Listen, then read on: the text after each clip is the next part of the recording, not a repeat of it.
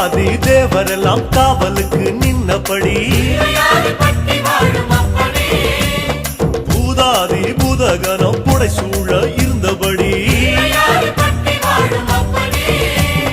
நாட்டுக்கோட்ட வீதியில நாட்டாம செஞ்சபடி